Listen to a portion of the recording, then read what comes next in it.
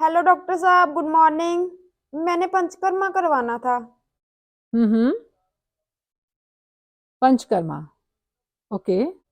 मैंने कहीं पढ़ा था कि पंचकर्मा करवाने से सारी बीमारियां ठीक होती हैं। हम्म। इसके कितने पैसे लगेंगे?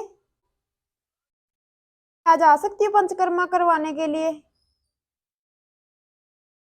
Shirodhara, body massage, steam bath. तो कोई बात नहीं, आप विजिट करें हॉस्पिटल में, फिर हम मिलके डिसाइड करेंगे कि आपके लिए कौन सी थेरेपी बेस्ट रहेगी। Okay, see you soon. Hello friends, I am Dr. Navgeet from Dirghayu Ayurvedic hospital and Panchakarma centre Patiala से।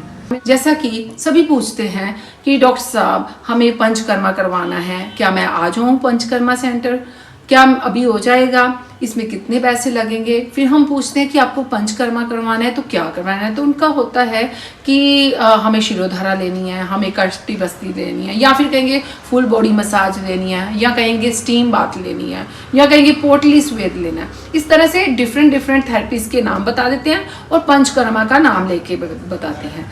तो सबसे पहले मैं आप सबको क्लियर करना चाहती हूँ, जो आज का मेरा टॉपिक है वीडियो बनाने का, कि पंचकर्मा क्या है, इसके बारे में मैं आपको बताऊंगी। और आयुर्वेदिक केरल थेरेपीज जिनको कहते हैं, या उपकर्म कहते हैं, आयुर्वेदिक थेरेपीज कहते हैं, वो क्या है, इन दोनों को मैं आपको इन दोनों में डिफरेंस बताना चाहती हूँ। सबसे पहले है पंचकर्मा क्या है। पंचकर्मा हमारे शास्त्रों ने, हमारी सुश्रुत संहिता और चरक संहिता में सिर्फ 5 कर्मों को बताया गया है। पंच मीन्स 5 और कर्म means procedure. 5 procedure, 5 procedure only, ये प्रधान कर्म है। ये है वमन, विरेचन, बस्ती, नस्य और रक्तमोक्षण। वमन मीन्स वॉमिटिंग लगाना पेशेंट को विद मेडिसिन, और विरेचन मीन्स लूज मोशन को लगाना। फिर है नस्य के बारे में मैंने वीडियो डिटेल में बनाया हुआ है, नोस्ट्रिल्स के थ्रू मेडिकेटेड ऑयल को इंसर्ट करना। फिर बस्ती है, जो एनल कैनाल के द्वारा मेडिकेटेड ऑयल को इंसर्ट करना। और फिर लास्ट में आ जाता है रक्तमोक्षण। इसमें इम्प्योर ब्लड को बाहर निकालते हैं थ्रू डिफरेंट प्रोसेस। तो ये पंचकर्म है। आयुर्वेद में ओनली यही 5 कर्म को पंचकर्म में शामिल किया गया है हमारे शास्त्रों के अनुसार।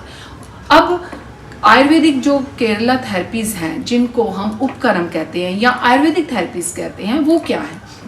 इसमें आ जाती है जैसे कि कटी बस्ती और बस्ती, ग्रीवा बस्ती, शिरोधारा और स्वेदन आ जाता है, या फिर इसमें षष्टिशाली पिंड स्वेद आ जाता है। इस तरह की जितनी भी थेरेपीज है ये आती हैं आयुर्वेदिक उपकर्म, और या फिर इनको कह देते हैं केरला थेरेपीज। क्यों? क्योंकि केरला थेरेपीज इसलिए कहते हैं क्योंकि केरला में इसका डेवलपमेंट सबसे ज़्यादा। अब पंचकर्मा और उपकर्म ये किसे करवाने चाहिए और इसका क्या फ़ायदा होता है।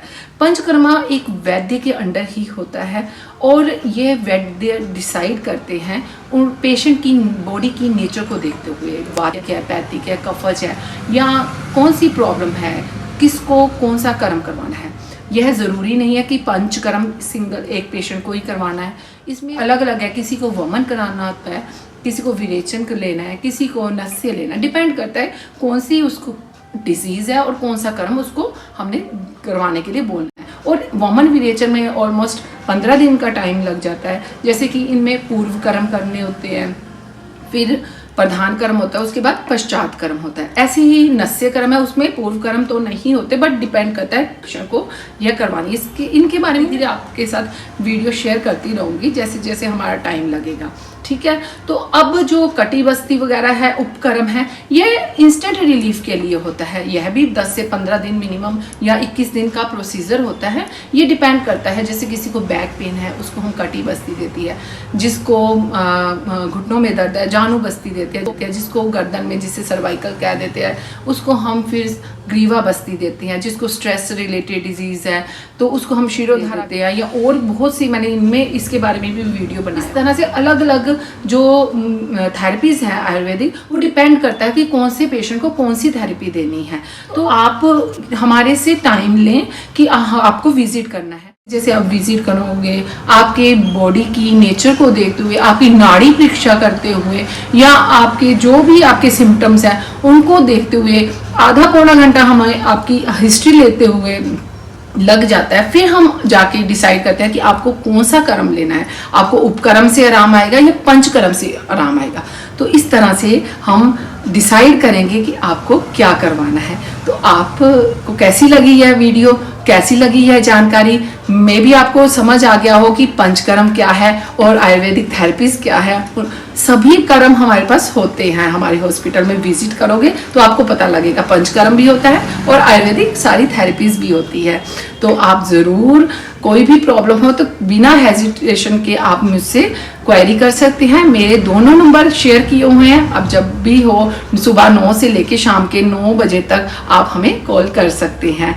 तो कोई भी क्वेरी हो तो मैं जरूर आपका क्वेरी का आंसर करने की कोशिश करूंगी। Thank you, have a nice day, bye bye.